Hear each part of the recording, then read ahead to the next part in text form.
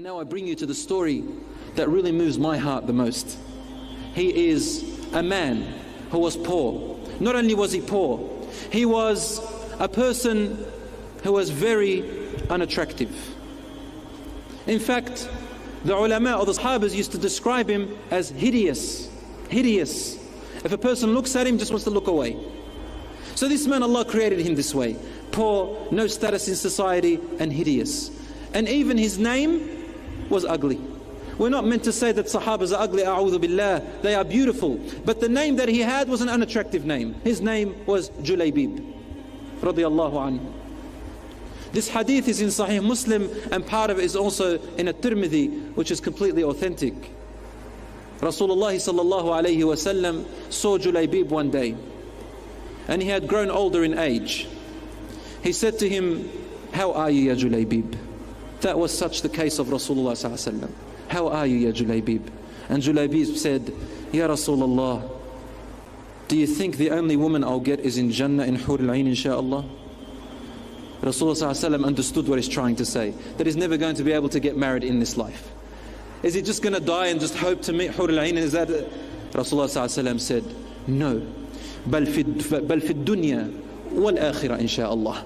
You are going to get a woman from dunya, inshaAllah, and also from the akhirah." In other words, I would have said, no, Hur al-Tin and then Hur al-Ain, inshaAllah. Hur al-Tin means soil. Laugh. Someone laugh. Thank you, Akhil Kareem. So, Rasulullah sallallahu alayhi wa sallam said, "Ya Julaybib, go to so-and-so a house and ask, they have a daughter." He went and they rejected him. So Rasulullah sallallahu alayhi wa sallam came to this man and said to him, "Uridu an akhtuba ibnatak." I want to ask for your daughter's hand. He said, "Allahu Akbar, Rasulullah, what beautiful news this is that makes the eyes enlighten and the heart, subhanallah." Rasulullah sallallahu alayhi wa sallam, no, it's not for me." He said, "Who for then?" He said, "For Julaybib." And suddenly his smile turned into a frown, and he said, "Let me ask her mother." So he went home and said, "Rasulullah has asked for our daughter." She said, "Allahu Akbar, what great honor, what brings comfort to the eyes and to the heart." And he said, no, not for Rasulullah." She said, "Who for?" He said, "For Julaybib." And then the mother said, "Subhanallah, we had better men than him coming and asking for our daughter and rejected him. We had greater families asking for her and we refused them. And now the lowest of the low in society and the most hideous, we have to give our daughter to him? No, please." Their daughter was in the background inside listening.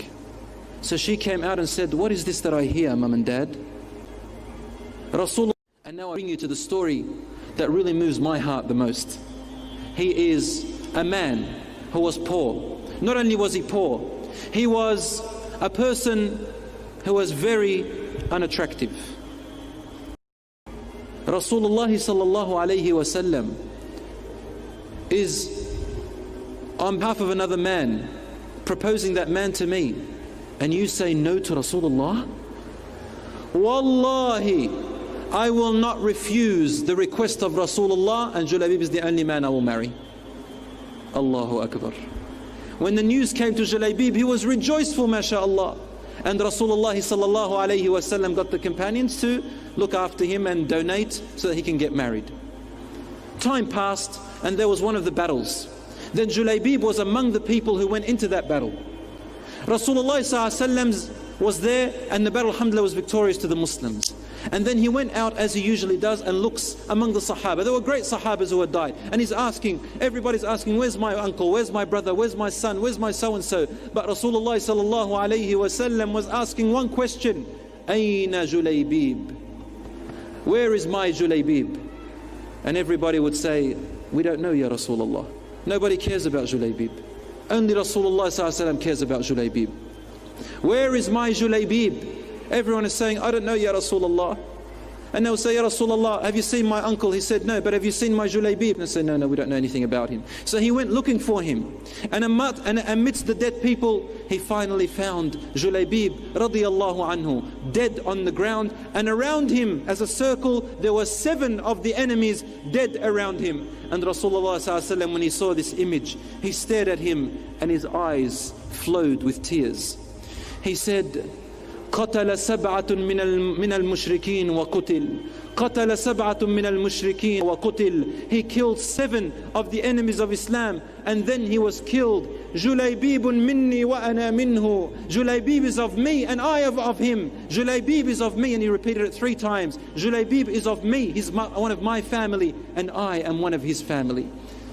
Then Julaybib had no other bed except the bed of the palms of Rasulullah sallallahu alayhi wasallam. Rasulullah sallallahu alayhi wasallam carried him on his own forearms.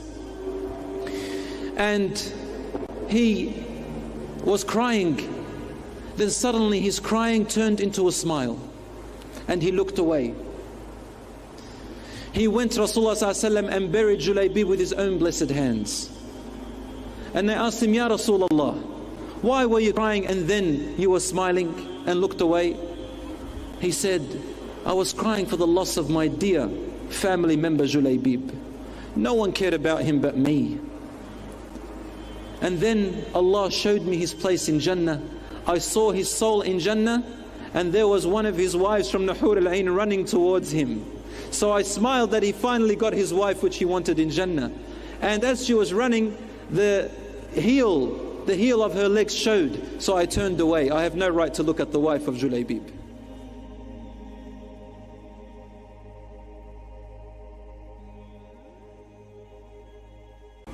Rasulullah sallallahu alayhi wasallam is on behalf of another man proposing that man to me.